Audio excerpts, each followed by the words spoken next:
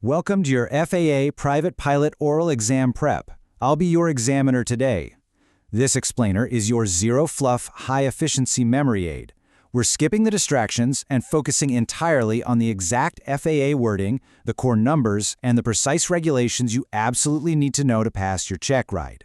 Here's how this works. I'll ask you a question. I'll give you a strict 2-second pause of absolute silence, answer it in your head, and then compare it to the correct FAA standard. All right, let's begin. What is the duration of a first-class medical certificate if the pilot is over 40 at the time of the exam?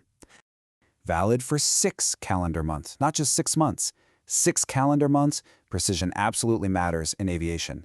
6 calendar months, 6 calendar months. Next question. What is the duration of a third-class medical certificate if the pilot is under 40 at the time of the exam? Valid for 60 calendar months. Remember, higher classes can lapse into lower classes if they aren't renewed, but the base validity for third class under 40 is strictly 60 calendar months. 60 calendar months. 60 calendar months. Lock that number in. Moving on to specific physiological standards. What is the distant visual acuity standard for a first-class medical certificate? Distant visual acuity of 20/20 or better in each eye separately. If corrective lenses are necessary for that 20/20 vision, you're eligible only on the condition that those lenses are worn while exercising the privileges of your certificate. 20/20 vision. 20/20 vision.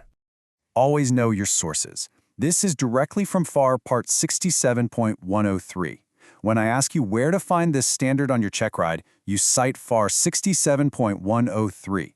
Distant visual acuity of 20/20 or better in each eye separately, with or without corrective lenses. Next question. What is the conversational voice hearing standard for a first-class medical certificate? You must demonstrate an ability to hear an average conversational voice in a quiet room, using both ears at a distance of 6 feet from the examiner, with your back turned to the examiner. 6 feet. 6 feet. Don't miss the specific conditions outlined in FAR 67.105. It's not just about the distance. It specifies using both ears, back turned to the examiner, and in a quiet room.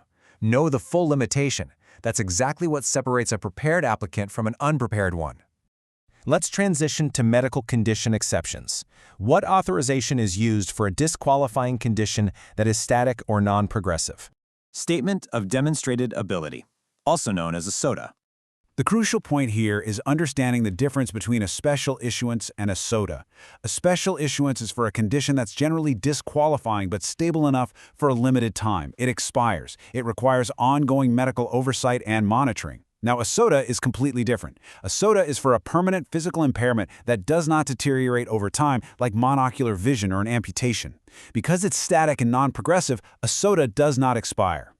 Let's anchor this with the exact regulation. FAR 67.401 states, at the discretion of the federal air surgeon, a statement of demonstrated ability may be granted, instead of an authorization, to a person whose disqualifying condition is static or non-progressive and who has been found capable of performing airman duties without endangering public safety.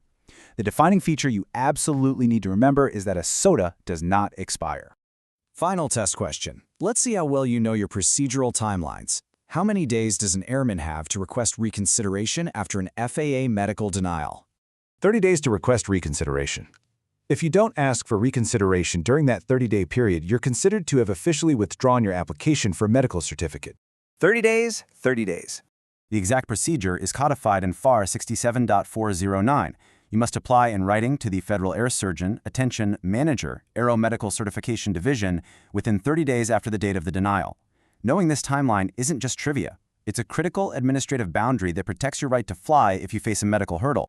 We've covered the strict definitions, the core FAR citations, and the exact numerical limits for FAA medical certification. So, are you check ride ready? If you hesitated on any of those 2-second pauses, you aren't ready yet. Rote memorization is the strict foundation upon which higher-level aeronautical decision-making is built. Replay this FAA quick review.